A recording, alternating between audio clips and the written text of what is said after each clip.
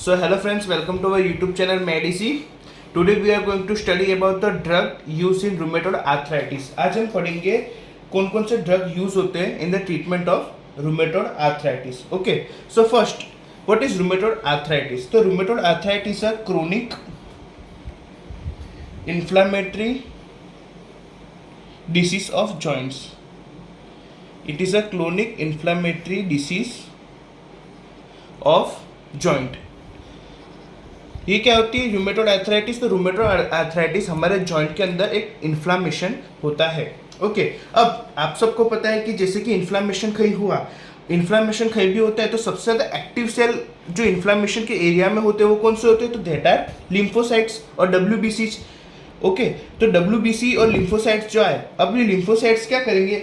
Lymphocytes क्या करेंगे? Inflammatory mediator secret करेंगे, like interleukin 1, interleukin 6, tumour necrosis factor alpha, TNF alpha, ये सारे इन्फ्लामेटरी मीडिएटर्स ये सीक्रेट करेंगे.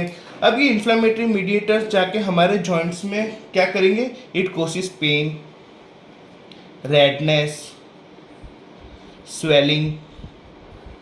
ओके, जनरली ये क्या करेंगे? तो दे कॉजेस आर्थराइटिस. हमारे जो इन्फ्लामेटरी मीडिएटर्स जो सीक्रेट हुए बाय लिम्फोसाइट्स ये हमारे जॉइंट्स में क्या करेंगे? Pain, redness, swelling and arthritis. Okay, तो अब हम देखेंगे कि इसकी ट्रीटमेंट क्या है. तो इसकी दो ट्रीटमेंट होती है, एक सिम्टोमेटिक और एक डेफिनेटिव ट्रीटमेंट. सिम्टोमेटिक ट्रीटमेंट में हम क्या करेंगे? सिम्टोमेटिक ट्रीटमेंट में हम क्या करेंगे? जो ये पेन, रेडनेस और स्वेलिंग है, ये पेन, रेडनेस और स्वेलिंग, हम इसको क्या करेंगे? रिड्यूस करेंगे. ओके, इसको हम क्या करेंगे? रिड्यूस करेंगे. अब पेन, रेडनेस और स्वेलिंग को रिड्यूस करना है तो हम उसमें कौन सी ड्रग यूज करेंगे? तो वी यूजिंग एंटी इन्फ्लामेटरी. हम कौन सी ड्रग यूज करेंगे? तो that are anti inflammatory drugs. अब एंटी इन्फ्लामेटरी ड्रग्स में कौन सी होगी? तो drug of choice are all NSAIDs. जितने भी non steroidal anti inflammatory drugs होती है वो सारी ड्रग्स हम इसमें यूज करेंगे एक्सेप्ट पैरासीटामोल. क्यों पैरासीटामोल को हम यूज नहीं करेंगे? बिकॉज पैरासीटामोल की एंटी इन्फ्लामेटरी बहुत ही पुअर होती है. It has very poor anti inflammatory activity. Okay, that's why we can not use paracetamol in symptomatic treatment of rheumatoid arthritis. Okay, अगर मान लो कोई पेशेंट है जिसको हमने एनसेड्स दी, अगर उसको ड्यू टू एनसेड्स रेजिस्टेंस, उसकी वजह से अगर उसको एनसेड्स वर्क नहीं कर रहा है, उसका पेन रिड्यूस नहीं कर रहा है, तो हम कौन सी ड्रग यूज करेंगे? Then we using corticosteroids. Okay, हम ये कॉर्टिकोस्टेरॉइड्स यूज करेंगे. अब ये कॉर्टिकोस्टेरॉइड्स हम कहाँ देंगे? तो we given corticosteroid in intra articular joints. Okay, हम कॉर्टिकोस्टेरॉइड्स खा देंगे in intra articular joints. Okay, तो ये थी सिम्टोमेटिक ट्रीटमेंट. अब हम देखेंगे डेफिनेटिव ट्रीटमेंट. डेफिनेटिव ट्रीटमेंट में हम क्या करेंगे? तो डेफिनेटिव ट्रीटमेंट में हम जो इन्फ्लामेटरी मीडिएटर्स जो सीक्रेट हुए, इंटरल्यूकिन 1, 6 एंड TNF अल्फा, तो हम इसमें कैसी ड्रग्स देंगे? ऐसी ड्रग जो इम्यूनो सप्रेशन जैसे वर्क करे. ओके, हम इनमें ऐसी ड्रग देंगे जो इम्यूनो सप्रेशन जैसे वर्क करे, और ऐसी ड्रग्स को हम बोलते हैं डीमार्ट्स. DMARDS, डीमार्ट्स, और disease modified anti rheumatic drugs, और उसका दूसरा नाम होता है SARD, slow acting anti rheumatoid drugs. ठीक है, तो अब हमको पता है रूमेटॉइड आर्थराइटिस कैसी होती है? ये एक ऑटो इम्यून कंडीशन है. अब ऑटो इम्यून कंडीशन है तो रूमेटॉइड आर्थराइटिस की कोई दवा नहीं है, हम सिर्फ इसको ट्रीट कर सकते हैं. मतलब इसके जो सिम्टम्स है उसको हम ट्रीट करके हम उसको रिड्यूस कर सकते हैं. बाकी रूमेटॉइड आर्थराइटिस की कोई ऐसी परफेक्ट मेडिसिन नहीं होती. ठीक है, अब हम देखेंगे कि डीमार्ट्स 2 टाइप्स के होते हैं. जैसे मैंने आपको बताया कि डीमार्ट्स में 2 टाइप होते हैं. एक होता है कन्वेंशनल डीमार्ट और एक होता है बायोलॉजिकल डीमार्ट्स. अब कन्वेंशनल डीमार्ट्स में हम इसको ऐसे निमोनिक की तरह याद करेंगे ड्रग्स को. क्यूट एंड पगली मलाई का शराबत. क्यूट एंड पगली मलाई का शराबत. ओके, इसके कन्वेंशनल डीमार्ट के ड्रग्स. अब सी C for क्लोरोक्विन, ओके। और दूसरी हम हाइड्रोक्सी क्लोरोक्विन को भी हम यूज कर सकते हैं इसमें, ठीक है। दूसरी हम P for penicillamine, okay. A for azathioprine, G for gold, हम गोल्ड कंपाउंड इसमें यूज करेंगे। तीसरा होता है हमारा इसमें ए फॉर एजाथायोप्रिन, ओके, इसमें एजाथायोप्रिन आ जाएगा। L for लेफ्टिनोमाइड,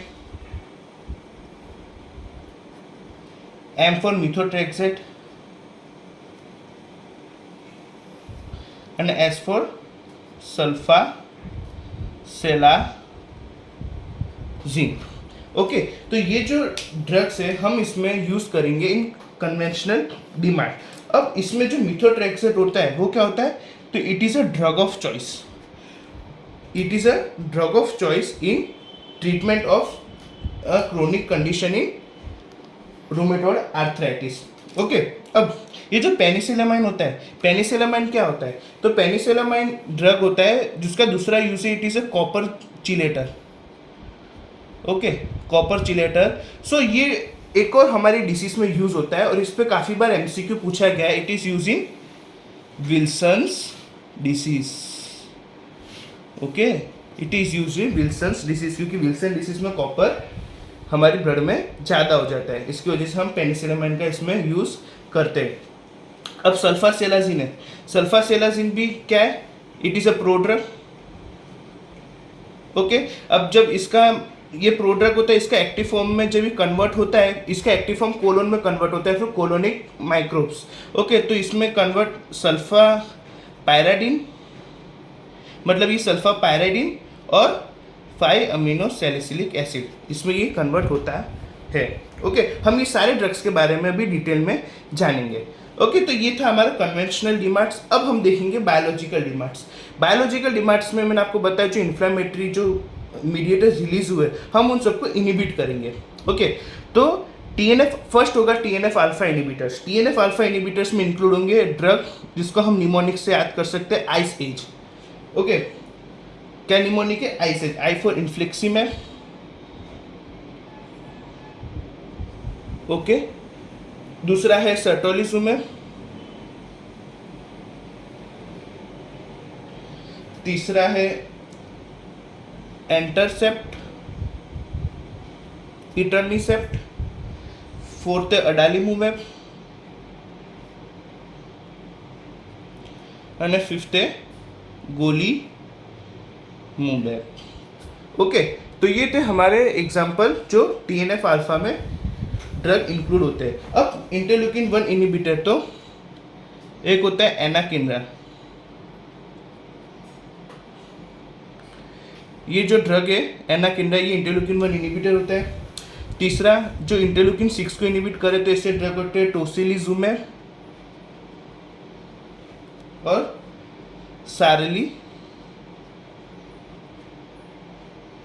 सालिमुमैब, okay. फिर CD20 इनिबिटर्स में होते हैं rituximab, Janus kinase inhibitor, Janus kinase inhibitor में 2 ड्रग होते हैं, टोफासिटिनिब और दूसरा होता है बेरिसिटिनिब, ओके। और इसमें हमारी 6th क्लास आती है, दैट इज को स्टिमुलेशन इनिबिटर, और उसका एग्जांपल है अबाटासेप्ट, ओके। इसका क्या एग्जांपल है, दैट इज अबाटासेप्ट। अब हमारे जो भी बायोलॉजिकल डिमांड्स होते हैं उसमें जो जैक्सस काइनेस इनिबिटर होता है ना, ये एक ही ऐसा बायोलॉजिकल डिमांड्स है जिसको हम ऑरली देते हैं। हम इसको कैसे देंगे, ऑरली। बाकी के जितने भी है उसको हम कैसे देंगे, थ्रू आईवी इंजेक्शन, ओके। तो ये डिमांड, अब ये थे हमारे डिमांड्स। अब इसके बारे में हम डिटेल में जानेंगे हर एक ड्रग, ओके। सो फर्स्ट है आप हमारा मिथोट्रेक्सेट, ओके। मीथोट्रेक्सेट का जो डोज है, मीथोट्रेक्सेट जिसे मैंने आपको बताया ये क्या है, first aid drug of choice है फॉर रूमेटोइड आर्थराइटिस। ओके, दूसरा इसका डोज कितना होता है, इसका डोज होता है 7.5 mg पर वीक। ओके, अब मीथोट्रेक्सेट हम कैंसर में भी यूज करते हैं, बट हम इसको रूमेटोइड आर्थराइटिस में भी यूज करते हैं, बट दोनों में सिर्फ एक ही चीज का फर्क पड़ता है, डोज का। हम कैंसर में उसके कैंसर के पेशेंट की सिवियरिटी को देख के हम उसको डोज देते हैं। ओके, अब मीथोट्रेक्सेट का मैकेनिज्म ऑफ एक्शन क्या है? So mechanism of action of methotrexate is कि it is a dihydrofolate reductase enzyme inhibitor. ये क्या करेगा, डाइहाइड्रोफोलेट डाइहाइड्रोफोलेट रिडक्टेस जो एंजाइम होगा उसको इनहिबिट करेगा, जिसकी वजह से क्या होगा, फॉलिक एसिड होगा उसका सिंथेसिस कम हो जाएगा।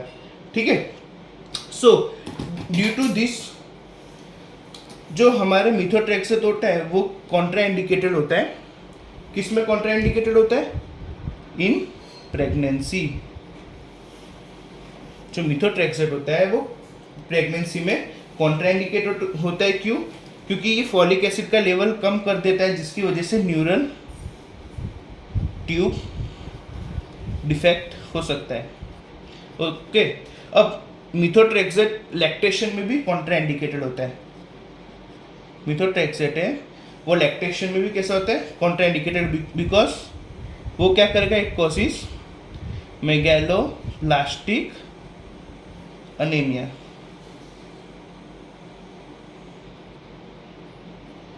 ओके, सो ये था इंपॉर्टेंट पॉइंट रिगार्डिंग मीथोट्रेक्सेट के। मीथोट्रेक्सेट क्या होता है, रूमेटोइड आर्थराइटिस में ड्रग ऑफ चॉइस होता है। उसका डोज 7.5 मिलीग्राम पर वीक होता है।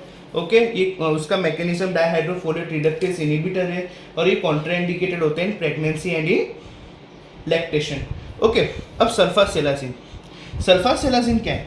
तो सल्फासेलाजिन इज अ प्रो ड्रग, जैसे मैंने आपको पहले बताया, it is a pro drug. अब ये प्रो ड्रग है तो इसको इसके एक्टिव फॉर्म में कन्वर्ट होना पड़ेगा।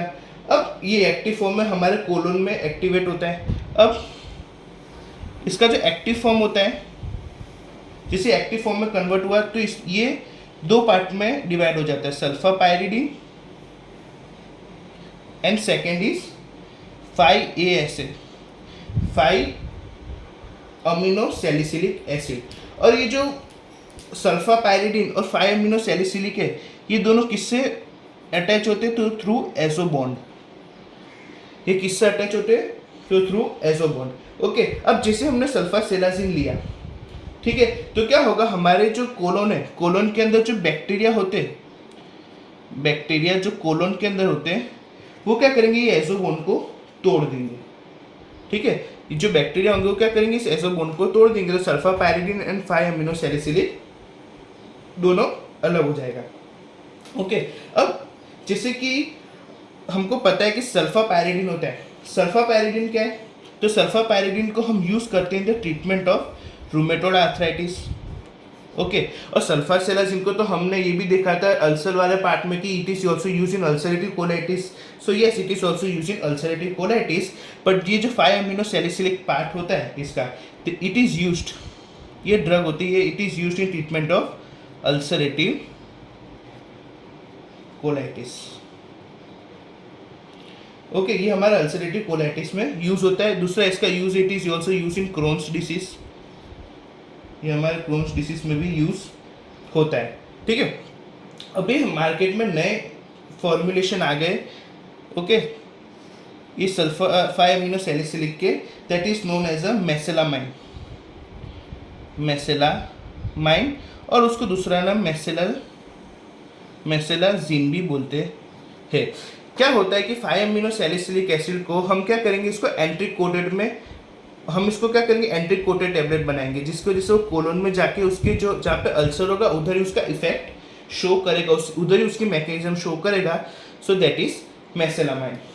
ओके, सो ये था हमारा सल्फासेलाजिन। अब सल्फासेलाजिन की हमको साइड इफेक्ट देखने हैं, तो सल्फासेलाजिन क्या करेगा, तो सल्फासेलाजिन होगा वो, हम जो पेशेंट के अंदर सल्फा एलर्जी है, ओके, उसके अंदर हम क्या इसको यूज़ कर पाएंगे सल्फासिलाजिन को।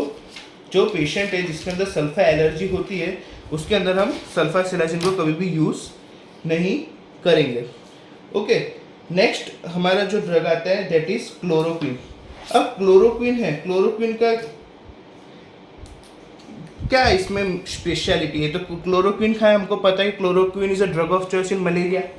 ओके, मलेरिया के लिए क्लोरोक्विन ड्रग ऑफ चॉइस होती है और क्लोरोक्विन का वॉल्यूम ऑफ डिस्ट्रीब्यूशन सबसे ज़्यादा होता है अप्रोक्स 13,000 लीटर। ओके, इसका वॉल्यूम ऑफ डिस्ट्रीब्यूशन सबसे हाईएस्ट होता है। It is also most important MCQ. Okay, chloroquine का साइड इफेक्ट मेनली इंक्लूड होता है, ये हमारा हार्ट में क्या करता है, इट कॉजेज क्यूटी प्रोलोंगेशन। ठीक है, ये हमारा हार्ट में क्यूटी प्रोलोंगेशन करेगा। और क्लोरोक्विन क्या करेगा हमारे आइस में, ये जो हमारी आइस है, सॉरी आइस, ओके, ये हमारे आइस में क्या करेगा, it causes bulls I retinopathy. It causes bulls I retinopathy, मतलब ये कॉज करेगा permanent blindness. It causes permanent blindness. Okay, ये हमारा क्लोरोक्विन क्या करेगा, आइस में बुल्स आइस रेटिनोपैथी और परमानेंट ब्लाइंडनेस। ओके, अब हम चौथी ड्रग देखेंगे इसके अंदर, लेफ्युनोमाइड। अब लेफ्युनोमाइड है, लेफ्युनोमाइड का मैकेनिज्म ऑफ एक्शन क्या है कि इट इज, इसका मैकेनिज्म ऑफ एक्शन क्या है, so it is a dihydro orotate dehydrogenase inhibitor. Okay, ये क्या करेगा, it decrease the pyrimidine synthesis. ये पायरिमिडीन का सिंथेसिस को क्या करेगा, इनिबिट करेगा। ठीक है, डिक्रीज करेगा। और ये it also causes decrease in thymidylate synthesis. Okay, ये इसका भी सिंथेसिस को रोकेगा। सो इन दोनों के सिंथेसिस रोकने की वजह से क्या होगा, हमारे जो फॉलिक एसिड का सिंथेसिस भी डिक्रीज हो जाएगा। अब फॉलिक एसिड का सिंथेसिस डिक्रीज हुआ तो इसकी वजह से क्या होगा, it causes same side effect like methotrexate, it causes megaloblastic anemia, it is also contraindicated in pregnancy and lactation also। ठीक है, और अगर हम लेफ्युनोमाइड और कभी कोई methotrexate को अगर हम कंबाइन करेंगे, इन दोनों के कंबाइन होने की वजह से क्या होगा, अगर ये दोनों ड्रग कंबाइन हो गए तो it causes increase in hepatotoxicity. Hepatotoxicity, इसकी वजह से क्या होगा, हिपेटोटॉक्सिसिटी इंक्रीज हो जाएगी। ठीक है, अब हम देखेंगे इसके अंदर biological demands.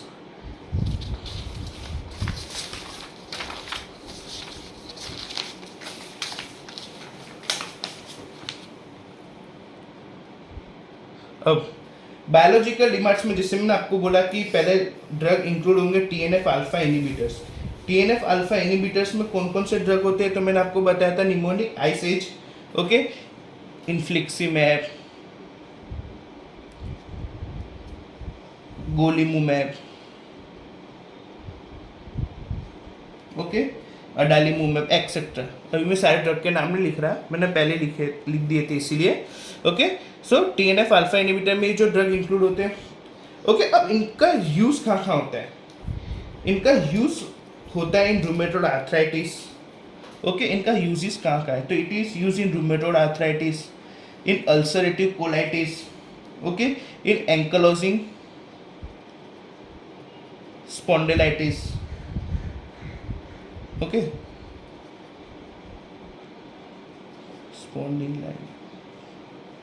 Spondylitis. Okay, so ये सब खा दिया जाता है थ्रू सबक्यूटेनियस इंजेक्शन। सबक्यूटेनियस के इंजेक्शन के थ्रू हम ये ड्रग को देते हैं।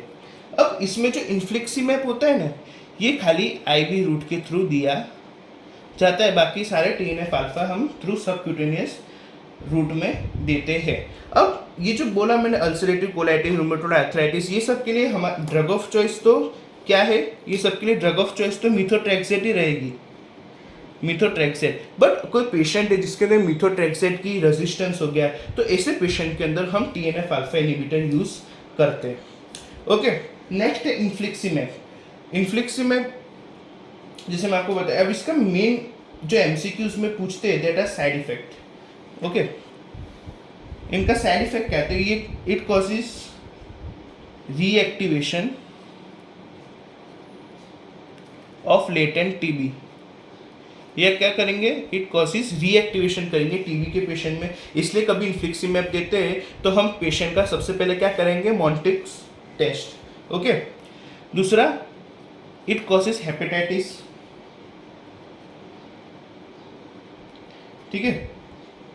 अगर किसी पेशेंट को अगर हेपेटाइटिस बी वायरस है, ठीक है, हेपेटाइटिस बी वायरस है, तो इसकी वजह से क्या होगा, लीवर डैमेज, जो लीवर डैमेज का जो चांस है वो उसका रिस्क इंक्रीज हो जाएगा, increase risk of liver damage. Okay, third है it causes lymphomas. Okay, so इसका मेन ये क्या है, साइड इफेक्ट्स है जो कि MCQs में काफ़ी बार पूछे जाते हैं कॉम्पिटिटिव एग्जाम्स। अब को स्टिमुलेशन इनहिबिटर में क्या होता है कि ये हमारा लिम्फोसाइट है। ओके, लिम्फोसाइट पे CTLA4 के रिसेप्टर्स प्रेजेंट होते हैं।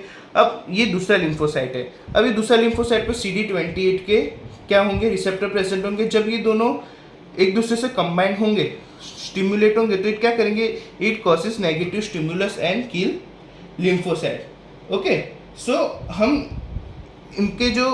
इसमें जो ड्रग यूज करते हैं दैट इज अबाटासेप्ट, अबाटा, ठीक है। ये क्या करेगा, it causes reform of, it is a reform of CTLA4 receptors. Okay, तो ये थे हमारे बायोलॉजिकल डिमांड्स।